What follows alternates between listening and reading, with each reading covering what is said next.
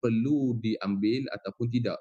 Dan kalaulah 100,000 tu hutang itu untuk apa? Adakah hutang yang berbentuk produktif dan sebagainya. Hmm. Jadi ini sebenarnya dapat mengelak mereka daripada berhadapan dengan risiko bebenaran hutang yang tidak mampu ditanggung, dan yang akhirnya tadi kata, kalau dah tak mampu tadi nanti terpaksa diisytiharkan muflis. Jadi ia lebih pada tindakan dari segi pencegahan, nak mencegah mereka daripada membuat satu tindakan yang mungkin mereka sendiri tidak mampu untuk melunas dari segi bayaran-bayaran tadi itu.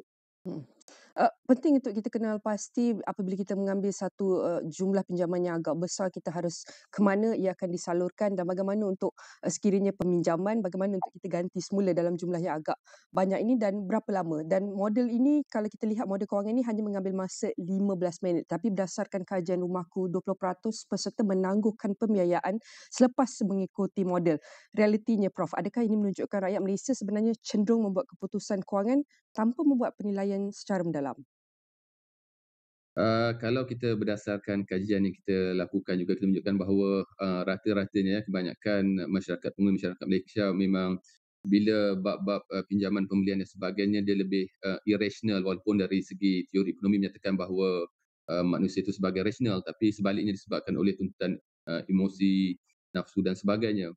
Walaupun dalam masa 15 minit, saya merasakan bahawa sebenarnya bukanlah jangka masa tu yang paling penting. Sebenarnya adalah dari segi konten, kandungan dan juga cara penyampaian yang sebenarnya benar-benar dapat menyentuh hati pengguna tadi untuk lebih Mhm. berfikir dengan lebih mendalam. Anda kata kita kadang-kadang kita fahamlah ya, bila bentuk-bentuk yang teknikal kewangan dan sebagainya, kalaulah modul tu mungkin 2, 3, 4 jam ataupun 2, 3 hari, saya rasa pengguna rata-ratanya mungkin tidak berminat ataupun skip saja. Jadi dalam konteks ni saya rasa ini pun mungkin berdasarkan kajian mereka juga, 15 minutes maybe the best time, masa yang lebih sesuai, lebih santai, dan ini juga merupakan sebagai, kita kata, boleh kita tengok dari segi test lah sejauh mana keberkesannya. Tapi kalau berdasarkan tadi rumah pun tidak menunjukkan bahawa telah berlaku pengurangan. Jadi saya jangkakan bahawa modul yang bakal dipenang ini secara langsung dapat memberi ataupun meningkatkan dari segi kesedaran, pengetahuan dan juga pengalaman kepada pengguna-pengguna sebelum mereka memilih ataupun buat keputusan untuk melakukan pinjaman. Dan itu adalah merupakan juga elemen kritikal yang perlu kita teliti agar mereka dapat tingkatkan kesedaran, dapat tingkatkan pengalaman mereka apabila untuk melakukan sesuatu Betul. jumlah pembiayaan yang agak besar. Dan dalam model ini seperti yang Prof kata, waktu tu tidak penting, tapi apakah antara tumpuan utama dan apakah antara aspek-aspek yang diberi keutamaan dalam model itu sendiri, apa konten dia. Jadi apa antara elemen paling kritikal dalam model ini dan adakah kadar faedah efektif, penalti ataupun semakan kemampuan yang paling penting sekali, bagaimana untuk kita sampaikan supaya semua lapisan masyarakat mudah fahami walaupun hanya 15 minit sahaja. Baik, kalau kita perhatikan tadi apa yang dinyatakan tadi, tiga konteks tu penting, tapi ada saya tambahan lagi beberapa perkara yang saya rasa mungkin boleh kita perhalusi, boleh kita perkemaskan. Sebagai contohnya, kita juga harus mendedahkan kepada pengguna bakal pinjam berkaitan dari segi penilaian kemampuan, dari segi affordability assessment Kita boleh dedahkan kepada mereka dari segi macam mana nak mengkira nisbah hutang kepada pendapatan, ataupun kita kata debt service ratio ataupun DSR. Uh, dan kalaulah dapat memberi kesan juga, sebenarnya kita boleh terangkan juga pada pengguna dari segi proses kebankrapan, dan Hmm. macam mana dari segi ketidakmampuan kita tu dapat memberi kesan kepada kita punya sikris, sitoh dan Hmm. sebagainya. Dan saya juga merasakan bahawa benda yang paling pentingnya kita kena nyatakan, sampaikan kepada pengguna supaya mereka melihat apa implikasinya Hmm. sekiranya pengguna peminjam itu telah diisytiharkan muflis. Hmm. Sebenarnya banyak dari segi kesan-kesan yang memberi, sebagai contoh, tak boleh nak keluar negara, Hmm. kan, nak ada akaun simpanan pun, nak pinjaman pun agak sukar. Jadi kalaulah dia tahu ini sebenarnya implikasi, secara tidak langsung dapat memberi mereka pendidikan. Dan selain pada itu juga saya menyatakan bahawa kita juga boleh dedahkan mereka tentang strategi pengurusan hutang. Dan dalam keadaan sekarang kita ni dah bergerak ke arah dunia digitalisasi. Jadi saya merasakan bahawa elemen-elemen, aspek-aspek berkaitan dengan digital financial literacy juga harus kita tekankan, harus kita wawarkan kepada masyarakat pengguna supaya mereka juga celik berkaitan dengan digital ini. Sudah tentu apabila kita ingin membuat peminjaman, kita harus memahami setiap kaedah peminjaman daripada sebuah institusi kewangan itu sendiri. Dan kalau kita lihat antara langkah BNM yang telah menghapuskan kaedah kadar rata dan Rule of 78, menggantikannya dengan kaedah baki berkurangan. Bagaimana perubahan ini boleh memberi kesan kepada margin keuntungan institusi kewangan dan strategi pemasaran mereka agar bukan untuk kita memahami tapi peminjam juga memahami antara penawaran atau peminjam penawaran yang telah ditawarkan oleh institusi kewangan ini. Oh, ni soalan yang sangat menarik lah. Saya rasa dalam konteks ni kena ada win-win situation lah ya. Win-win situation saya bermaksudnya bahawa pihak sisi kewangan juga sebenarnya akan melihat dari segi keuntungan, tapi dalam masa yang sama juga kita harus melihat dari segi kebajikan pengguna penjimat, penjam ataupun juga rakyat dalam keadaan sekarang. Sebenarnya kalau kita perhatikan juga ialah apa yang cuba bakal diperkenalkan adalah kaedah baki berkurangan berbanding kaedah Rule of 78. So saya melihat ini lebih memihak kepada dari segi kita nak memastikan bahawa kebajikan pengguna, peminjam lebih terjamin di mana faedah dikira berdasarkan bagi pinjaman semasa, maknanya bukan lihat daripada jumlah pinjaman asal dan ini sebenarnya lebih lebih lebih adil, lebih telus. Peminjam yang pastinya adalah bayar faedah sebenar berdasarkan baki hutang yang mereka ada. Jadi ini dapat lebih membantu mereka lah berbanding dengan apa yang kita kata kaedah Rule of 78 tadi tu, yang ni yang kita kata front load faedah tadi tu. Maknanya awal-awal tu banyak kita bayar, awal tempoh pinjaman tu kita lebih banyak bayar faedah berbanding daripada segi principal. Ini sebenarnya secara tidak langsung dapat membantu pengguna untuk mengurus pinjaman mereka secara cekap dan juga berhemah. Baik, sudah tentu ini adalah satu perkongsian dan juga nasihat yang sangat penting apabila kita ingin meminjam RM100,000. Ini adalah jumlah yang sangat besar. Kita harus kenal So, pasti di manakah kedudukan kita untuk meminjam sejumlah angka yang sangat besar ni dan apakah antara syarat-syarat yang perlu kita fahami dan paling penting sekali apa yang Prof kongsikan iaitu kesedaran mereka harus tahu apakah implikasi sekiranya berlaku muflis, apa yang akan berlaku kepada mereka setiap individu ni apabila betul-betul. kita mencapai tahap keberhutangan ataupun kalau boleh kita cakap muflis itu sendiri. Dan sekali lagi saya nak ucapkan terima kasih Profesor Dr. Muhammad Fazli Sabri, Dekan Fakulti Ekologi Manusia UPM, Policy Rational and Consumer Protection, dan setiap perbincangan ini akan kami rangkumkan dalam astrawani.com dan di semua platform digital Astro Awani. Baik, saya akan beralih kepada perkembangan seterusnya dengan sebanyak 96 syarikat perkilangan dijangka menerima peiktirafan sebagai kilang pintar menjelang akhir tahun ini. Menurut Kementerian Pelaburan Perdagangan dan Industri MITI, dalam jawapan bertulis ke Parlimen, kementerian itu berkata sasaran berkenaan berdasarkan kemajuan beberapa program transformasi di bawah Pelan Induk Perindustrian Baharu 2030 NIMP 2030 yang telah dilaksanakan sejak 2 tahun lalu. Menurut MITI, program Smart Tech Up yang diperkenalkan pada Disember 2024 menjadi pemacu utama kepada peningkatan bilangan syarikat yang bersedia beralih kepada sistem pengeluaran pintar. Sehingga 24 Oktober 2025, sebanyak 21 kilang telah dikenal pasti sebagai kilang pintar di bawah program Smart Tech Up, manakala 71 daripada 196 syarikat yang berdaftar di dalam program itu sedang menjalani beberapa peringkat pelaksanaan ke arah transformasi menjadi kilang pintar. Bagi kohort pertama, MITI menyasarkan sekurang-kurangnya 40 syarikat akan menjadi kilang pintar menjelang suku ketiga 2026 di bawah program berkenaan. MITI menjawab pertanyaan Datuk Seri Amiruddin Syari, PH Gombak, yang meminta kementerian menyatakan pencapaian terkini NIMP 2030 selepas 2 tahun pelaksanaannya serta bilangan syarikat yang telah beralih kepada teknologi pembuatan automasi dan diiktiraf sebagai syarikat pintar. Sementara itu, MITI berkata di bawah program pengiktirafan kilang pintar untuk syarikat pembuatan termasuk sektor otomotif, sebanyak 5 syarikat telah mendapat penarafan kilang pintar sehingga 24 Oktober 2025.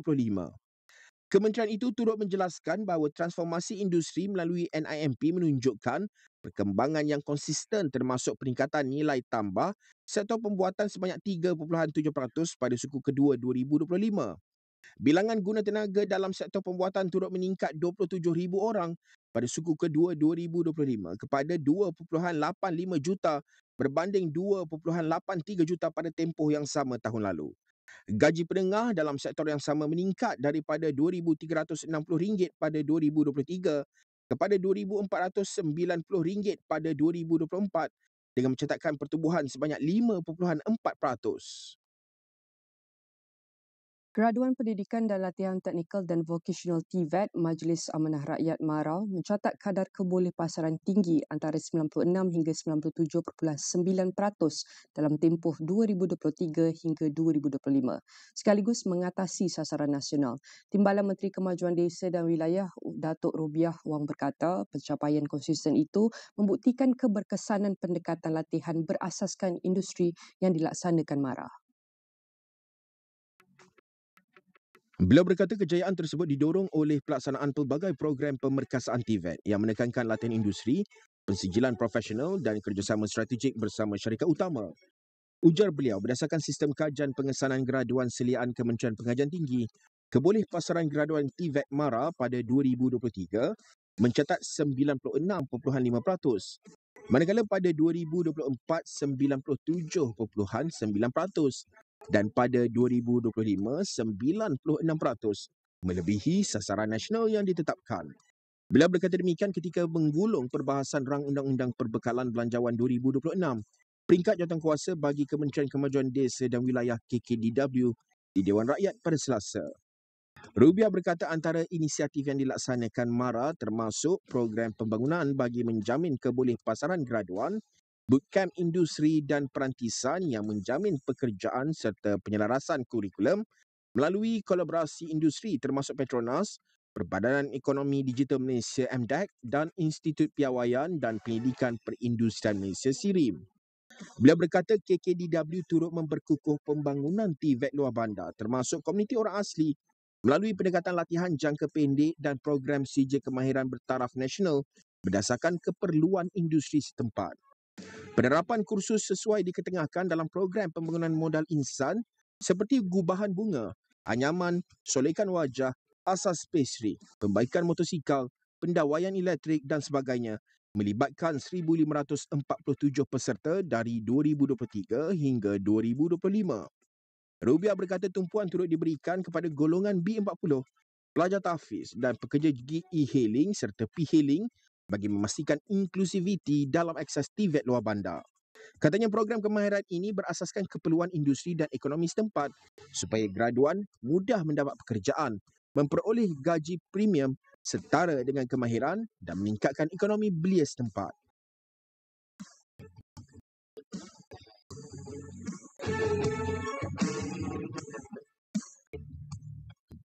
Membudayakan daya cipta dan mengubah kecenderungan masyarakat daripada sekadar pengguna pasif kepada penyumbang aktif dalam mencorak revolusi digital serta teknologi adalah antara matlamat utama negara. Timbalan Perdana Menteri Datuk Seri Fadilah Yusof berkata, negara yang berdaya cipta dan berinovasi akan mampu menyediakan persekitaran serta infrastruktur yang merangsang kreativiti sekaligus menggalakkan penghasilan sistem, produk, idea dan proses yang lebih maju. Ujar beliau generasi yang membudayakan sains, teknologi dan inovasi STI serta tenaga mahir berteknologi tinggi perlu dilahirkan bagi memastikan pembangunan fizikal dan ekonomi negara terus dipacu ke hadapan. Dalam usaha ini katanya, komitmen bersepadu daripada pelbagai pihak amat diperlukan. Justru beliau menyeru agar usaha berterusan digerakkan oleh Kementerian Sains, Teknologi dan Inovasi MOSTI, Kementerian Pelajaran Malaysia KPM, Kementerian Pengajian Tinggi KPT serta rakan strategik sektor swasta untuk memperkasakan agenda STEM negara. Fokus utama adalah memastikan golongan sasaran khususnya kanak-kanak dan pelajar di peringkat sekolah mendapat pendedahan awal terhadap bidang ini. Beliau berkata demikian pada Majlis Penutupan dan Apresiasi MSN 2025 di Pusat Sains Negara pada Selasa malam.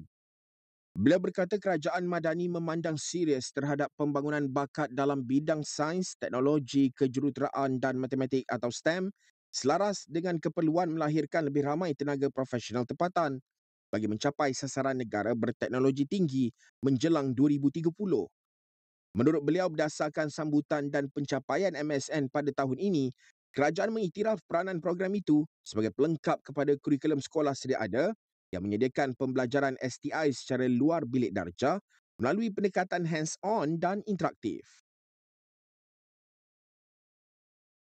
Malaysia kini berada di ambang transformasi mobiliti hijau. Setakat Oktober 2025, negara hanya mencapai 5,149 unit pengecas EV berbanding sasaran 10,000 unit menjelang hujung tahun ini.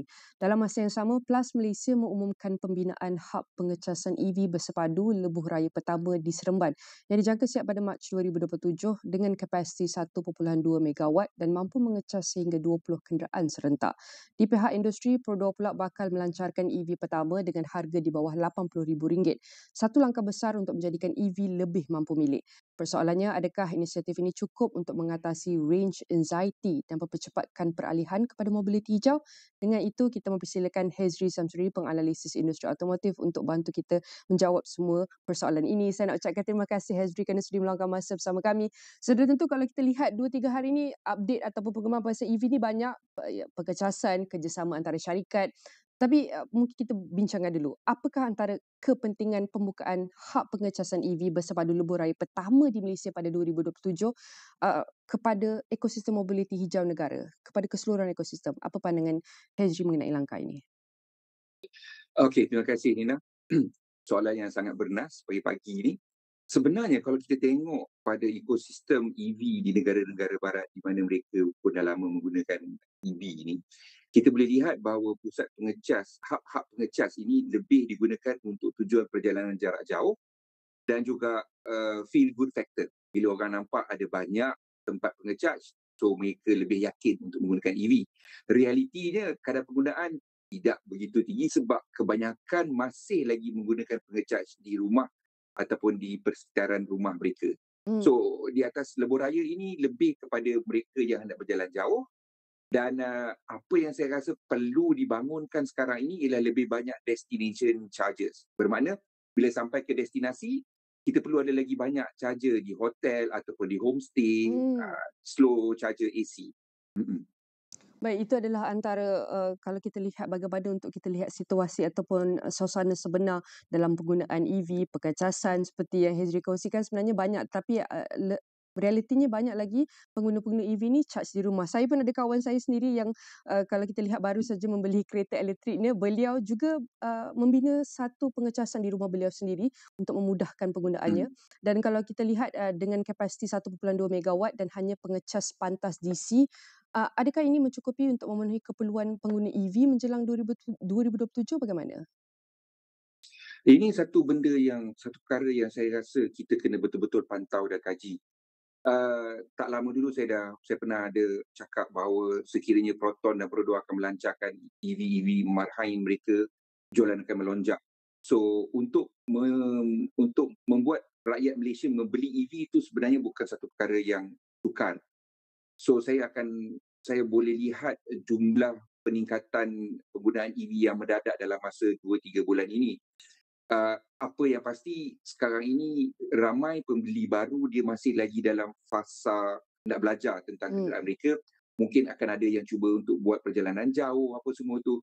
Jadi saya rasa prasarana yang ada sekarang untuk nge-charge ni dia mungkin tak cukup untuk sekiranya ramai yang pergi, terutama masa musim festival apa semua itu bila ramai yang keluar nak berjalan. Tetapi kita kena lihat juga logik.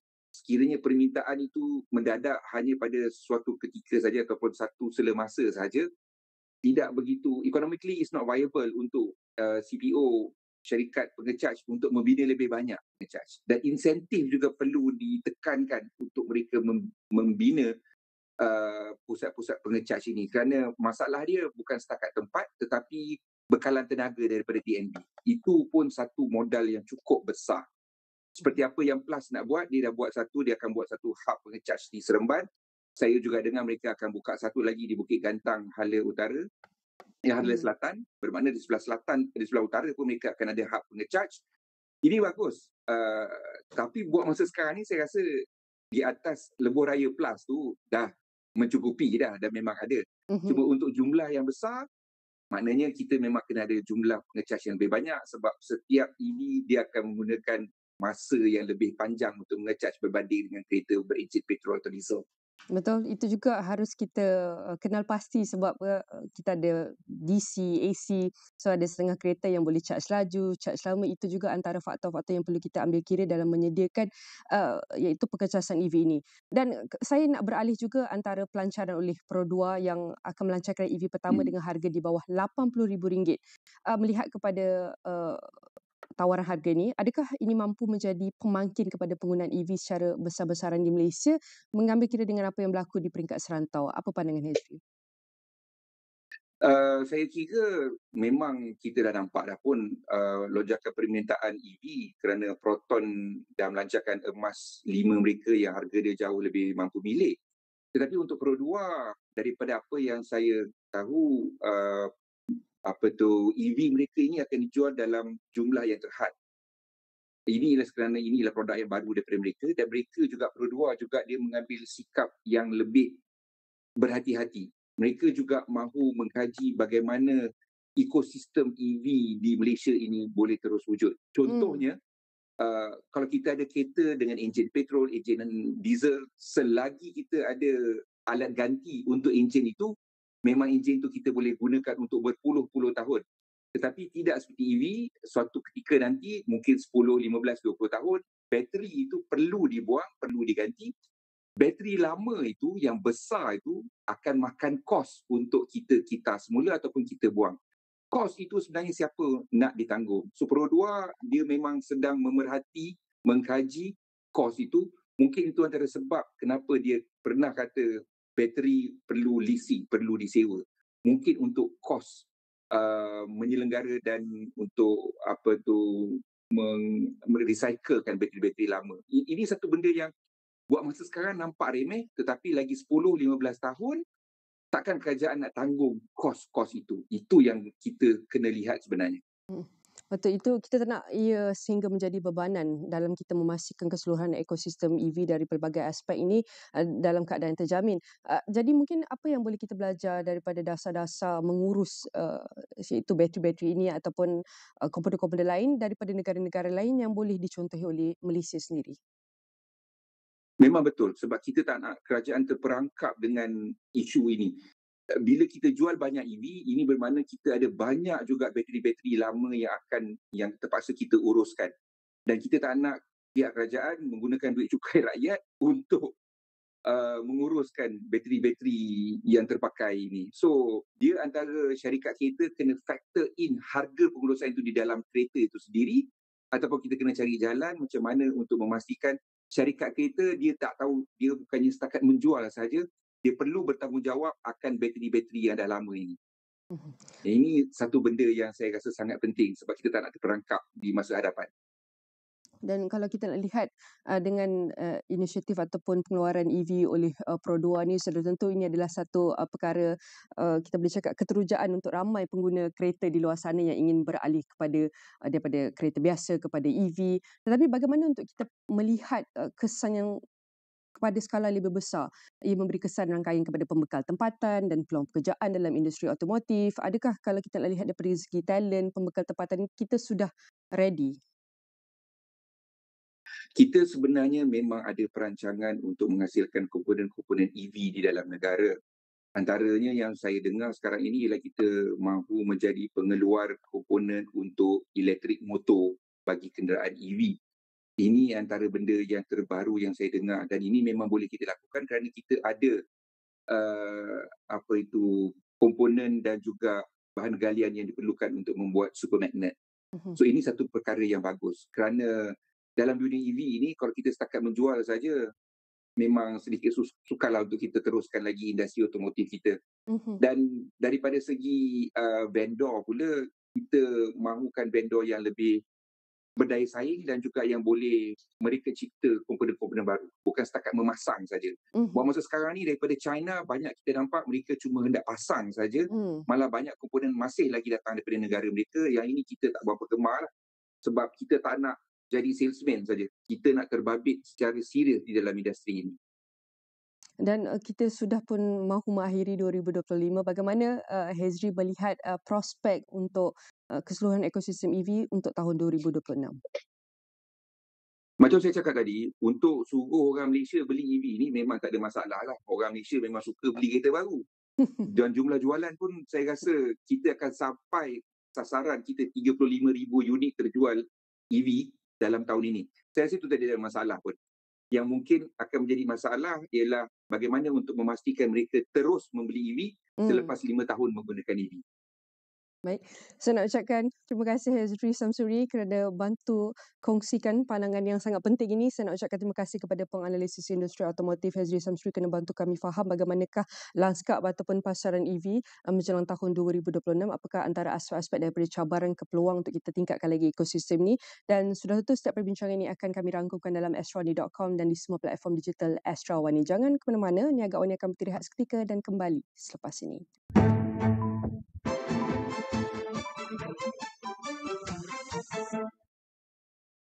Di dalam setiap berita yang dibawa, konteks amat penting. Cara kita mendapat berita kian berubah. Melalui media sosial maupun saluran digital yang lain serta kaca TV. Kami sentiasa membawakan yang tergempar dan terkini. Kita buat sesuatu yang berbeza. Teraskan acuan verifikasi yang diamalkan supaya setiap fakta adalah sahih. Daripada analisis pelbagai sudut yang mendalam, laporan-laporan khas dan perbincangan yang membina negara. Inklusif, suara rakyat kami ajukan. Keseimbangan persepsi kami pastikan. Kerana setiap cerita mempunyai impak yang tersendiri dan perlu dibawa dengan penelitian yang terperinci. Pastikan Astro Awani menjadi pilihan anda tidak kira di mana sahaja anda berada. Saluran berita paling dipercayai di Malaysia.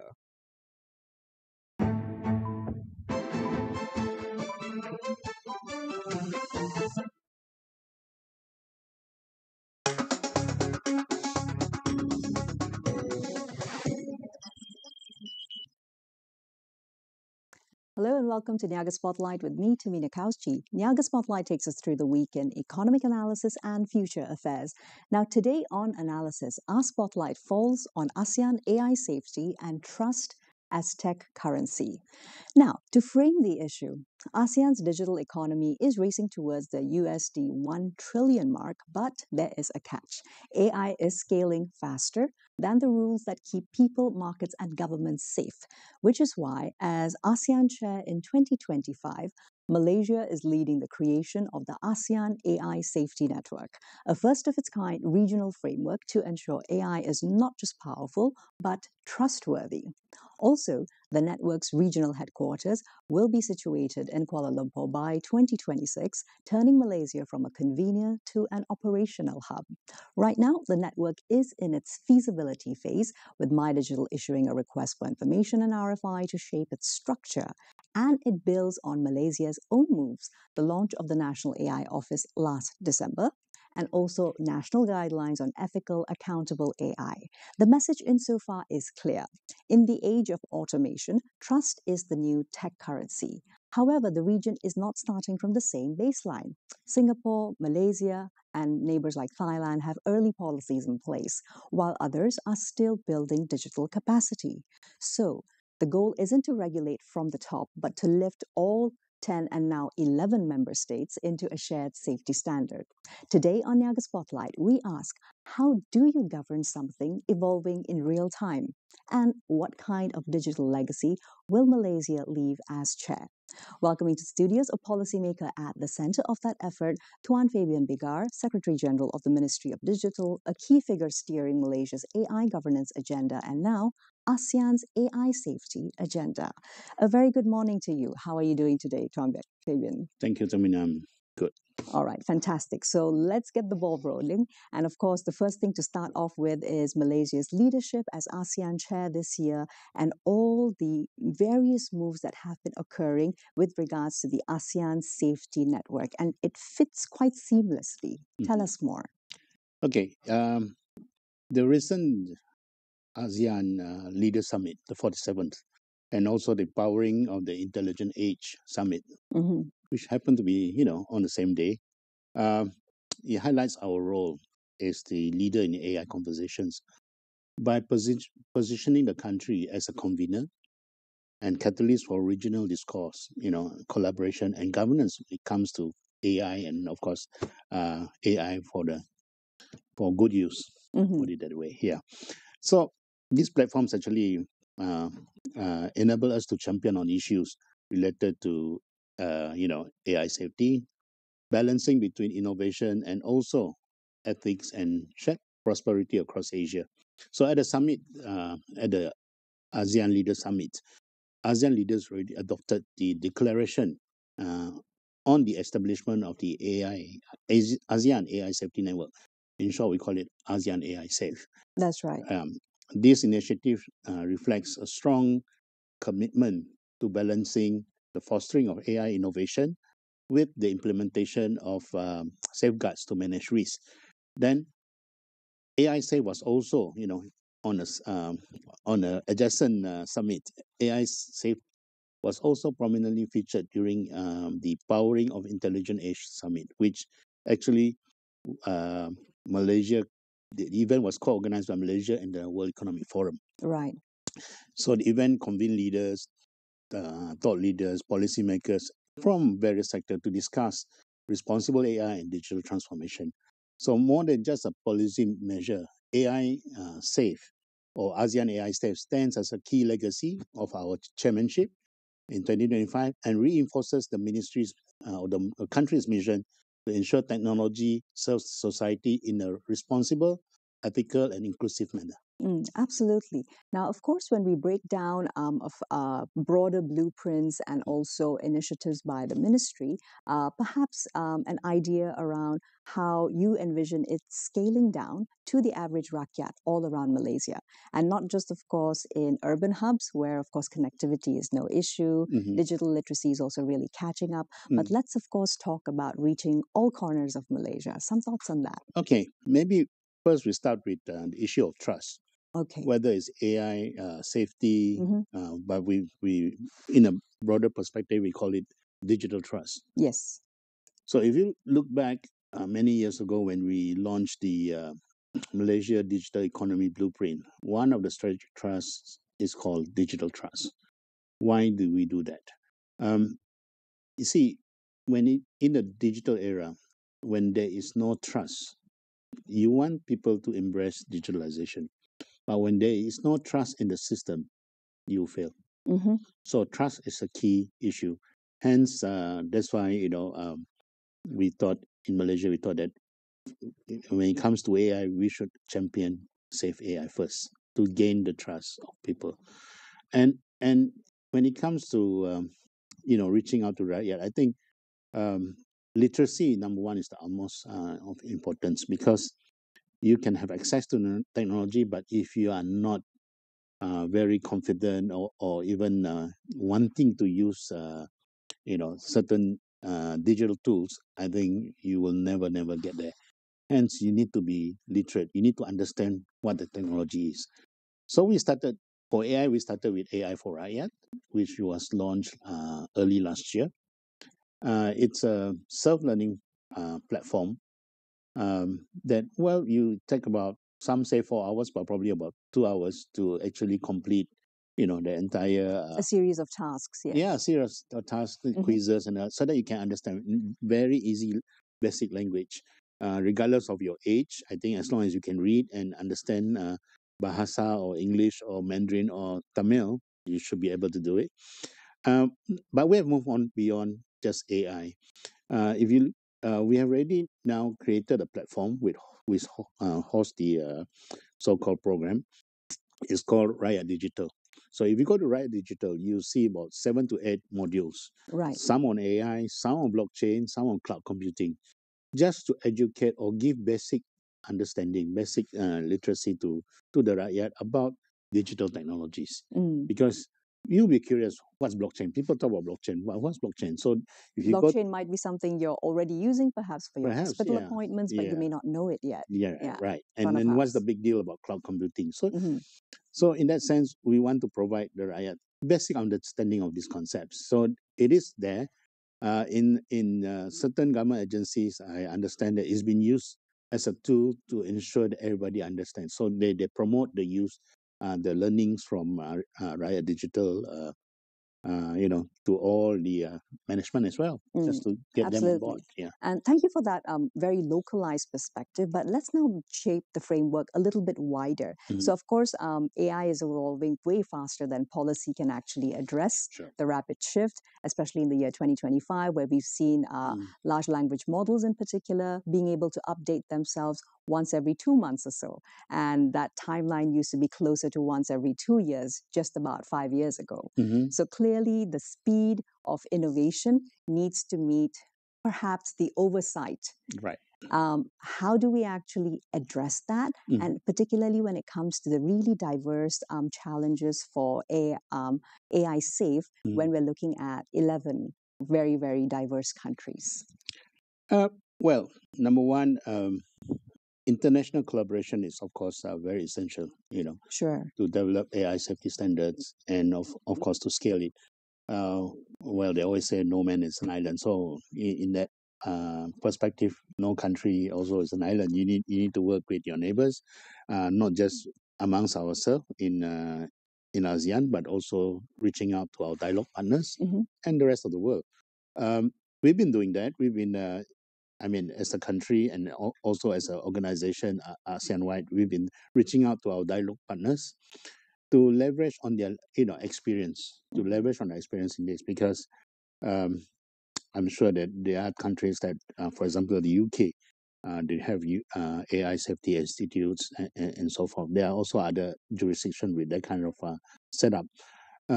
We want to learn from them, learning, and also by us, even Malaysia alone, reaching out, we can always share that knowledge, peer-to-peer learning with our ASEAN neighbors. So that's one step. Secondly, one good example, reaching out to also international organizations. Right. Organizations like WEF, I think there's a rich, if you go to their website, actually, there's actually a rich, what do you call it, repository of knowledge on technology. You can, you can have access to all that, but we access to the experts since they are all over the place, all over the world. They have centers, what we call C4R centers, Center for Fourth Industrial Revolution, and coincidentally, Malaysia is one of those centers. Under the Ministry of Digital. So these are places where learning and exchanges can happen. Absolutely. And that's, of course, on the World Wide Web. However, Tuan Fabian, perhaps bringing it back from international partnerships, Malaysia has also been doing a lot of listening during its time as ASEAN Chair this year. And judging from ASEAN AI risks, of course, they are really diverse. For us in the region, it's both multilingual as well as cross-border. Right. And what would you say are some of the priorities, maybe the top 3 that have come up as pain points for fellow ASEAN member states? And how are we going to try and see to scale which one we should tackle first for AI risk? Okay. From what we have heard, not only during the leaders summit, but even at the level of ASEAN Digital Ministers meeting earlier in Thailand, and also senior officials leading, the number one thing that that often being repeated and also being raised, especially by Thailand, because maybe a segue a bit please. For digital space, the chairmanship is a bit different from the ASEAN total overall chairmanship. Very true. Yes. So for ADG, for Digital Ministers Dialogue, the chair is actually Thailand this year.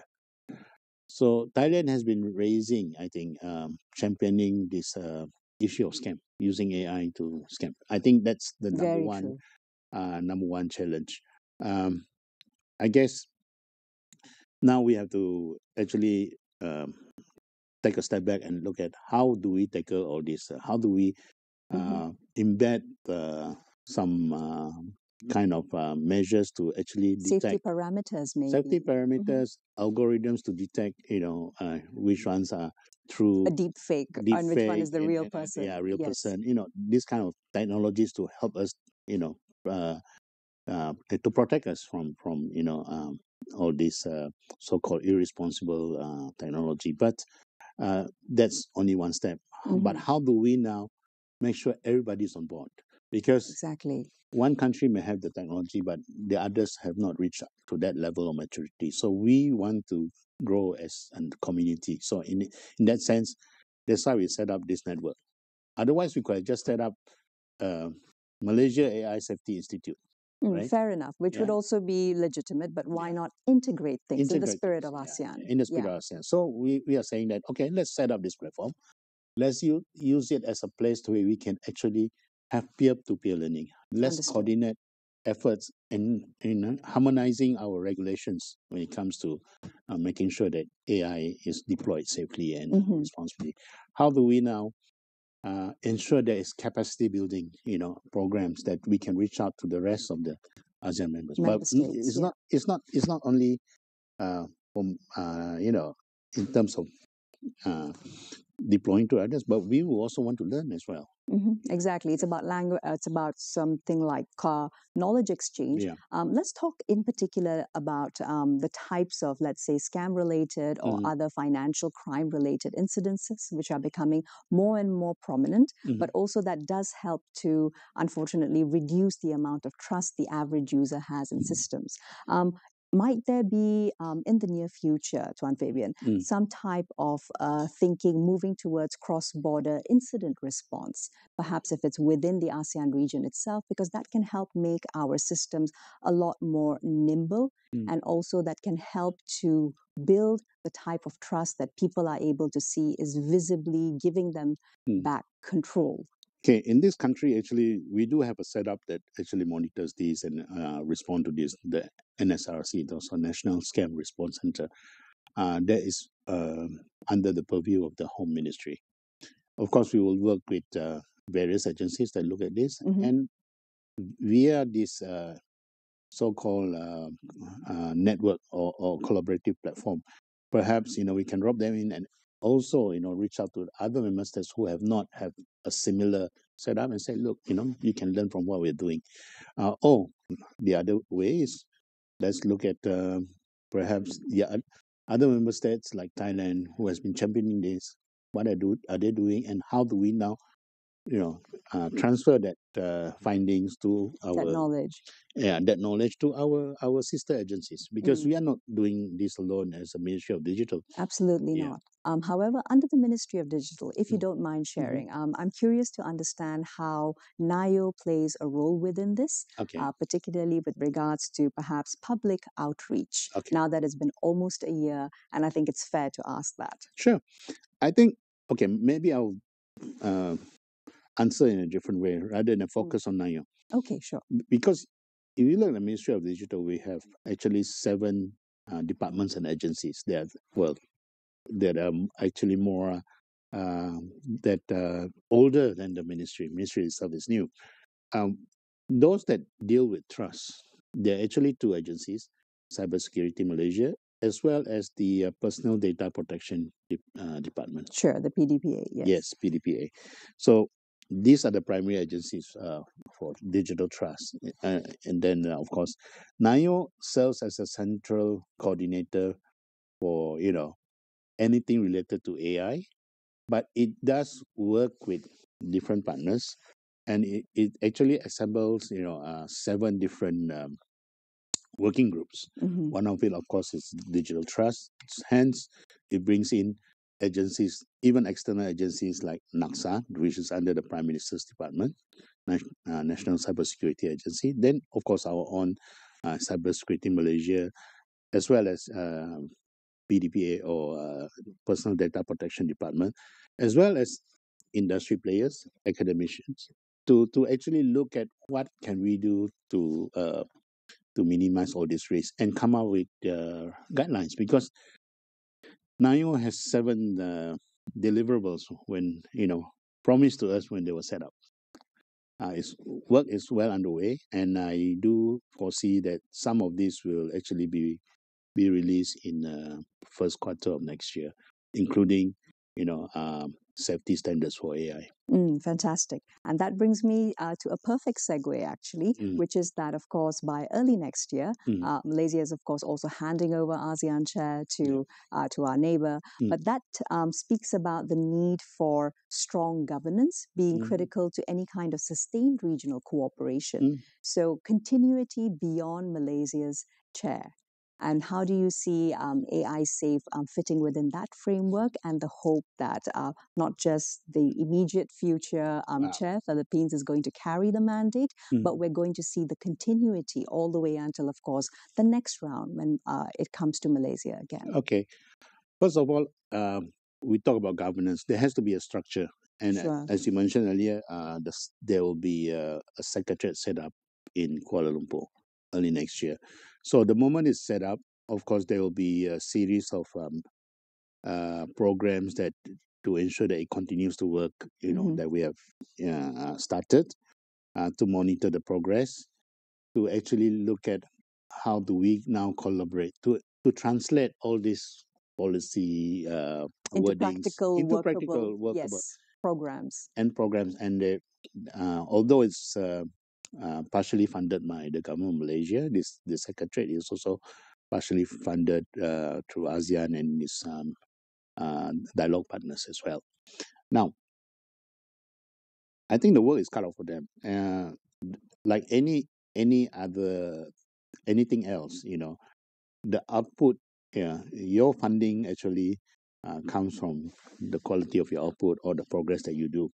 And well, we got to work hard to stay afloat or to keep yourself relevant, right? Exactly. And perhaps also the opportunity to then hardwire AI Safe into existing ASEAN digital instruments, right? It is supposed to do that because, you see, under ASEAN, there are other so-called mechanisms.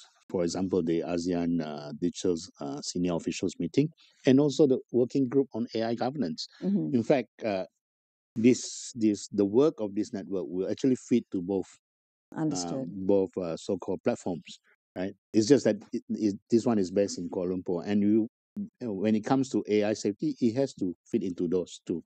And then it's also working in line or based on a framework that we already have, the ASEAN Digital Master Plan and the forthcoming ASEAN AI Safety Roadmap. That's right, exactly. The roadmap 2025 to 2030. Right. So all of that, of course, bringing it once again into looking at leveraging international collaboration as we look to land the conversation. Now, these partnerships with the global players are absolutely essential. Would there be any perhaps details or even asks on Malaysia's side right now, considering also that we've become such a strong regional focus for massive investments, particularly in the AI sector? Okay. We started actually this journey even before, of course, before this year. Big part of last year. When we started this journey of establishing the network, we already have reached out to all the ASEAN dialogue partners because these discussions take place in all the ASEAN Digital Ministers meeting or the ASEAN Digital Senior Officials meeting. Normally, those meetings comes with meeting with dialogue partners. So every time there's a dialogue partner, we actually bring it up, for support. We have reached out to, of course, organizations like USAID, even JICA. We met with JICA even in Kuala Lumpur. And of course, the World Economic Forum, as I mentioned. That's why they sponsored, partially that powering the intelligent edge to talk about all this, to talk about AI safety amongst ASEAN member states. So yes, but I can't reveal, to what stage the agreement has been reached. But we have reached out to them. Some have. Some are very positive about it, and we are just waiting for it to be on the dotted line. But there are others that maybe because due to changes in the political landscape, probably they have a change of position. But nevertheless, we will still carry on with this. Exactly. Now, it's also important perhaps to look at how AI Safe is hopefully strengthening ASEAN's global standing when it comes to AI sovereignty, which is a building topic of interest. And it's only going to perhaps be the speed gate through which we are all viewing our actual physical sovereignty, considering just how important AI systems are in governance, infrastructure, and other arenas. Yeah. So by setting up this network of things, network of AI safety network, actually we are trying to make sure that when we deploy AI, not just to deploy AI safely, but also in line with our common ASEAN values. Hence, I think that's the step we take to say that, okay, it's, sovereign, but collectively we have the might. That's right. So I think that's the first step. How do we now view AI? It's just not a technology, but also, a reflection of our values. See how we do it, and to ensure that the AI that is deployed is safe, reflection of our values, and also to support the humankind in terms of the upliftment of societies. And that might also perhaps essentialize having localized languages. Localized, of course. And that's become increasingly important for us. Of course. Not just languages, but, even cultural nuances and all that needs to be, factored in. Yeah, factored in, and AI technologies need to be able to respond to that. Exactly. Yeah. Perhaps as we seek to close out the conversation, looking at the fact that for all industries in Malaysia, SMEs are core and quite at the heart of it. How do you foresee capacity building via initiatives such as AI Safe and also the more localized mechanisms flooding out to ensure that they are also on board?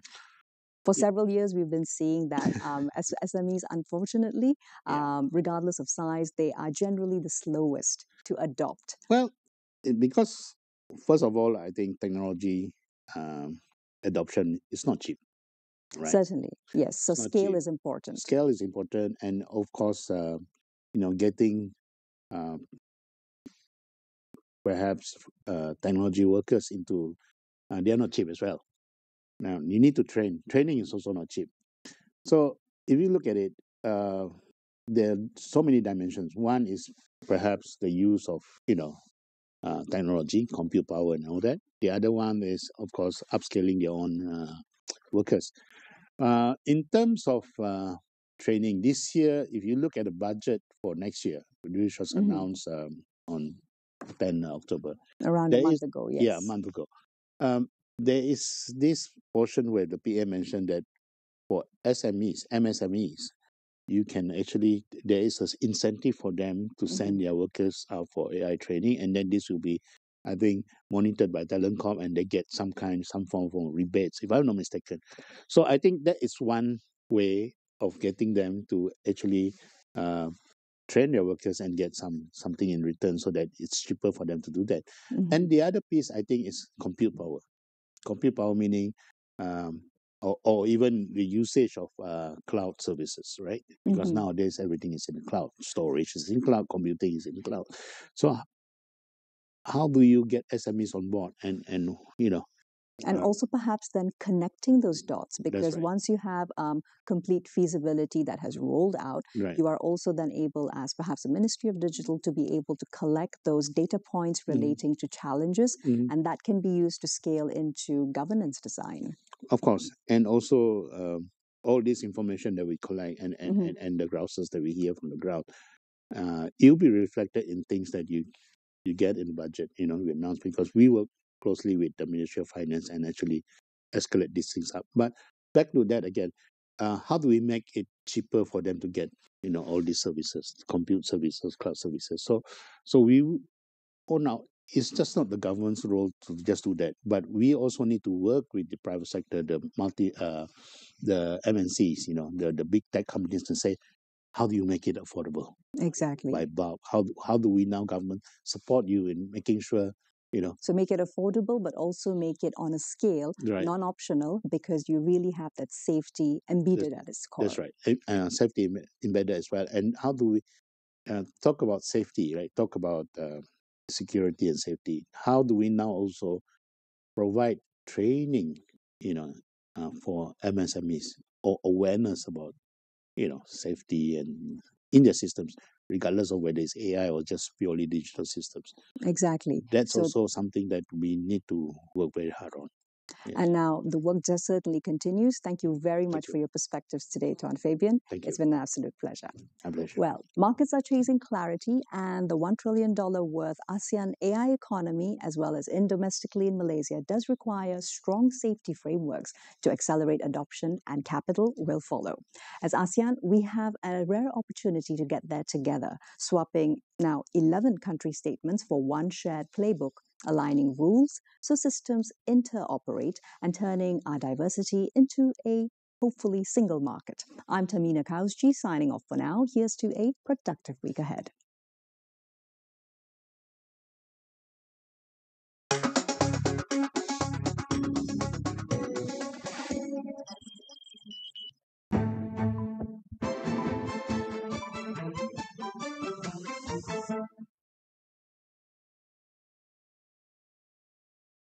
Kementerian Pendidikan bertanggungjawab sepenuhnya terhadap keselamatan murid dan pelajar sewaktu mereka di sekolah. Malaysia dan Korea Selatan terus memperkukuh kerjasama dalam bidang teknologi hijau dan kecerdasan buatan AI menerusi pelaburan dua syarikat utama Republik itu. SPRM akan meneliti dan menjalankan siasatan sekiranya dapat unsur rasuah dalam pelaksanaan projek aerotrain di KLIA yang dilaporkan sering mengalami gangguan perkhidmatan. Ulang 5 kali, jangan berhenti. Benda tak susah pun. Bersaing makin panas. Kuatkan sikit bahagian scripting itu. You will go far. Cabaran mula perang. Dah siap, Mak. Aku pulang ya. Lepas semua. This is masterpiece. Buat formasi sampai bawah menang. Pasukan mana akan mana seterusnya? Musical lawak superstar musim kelima di Astro Prima dan Astro Go. Kesihatan yang tidak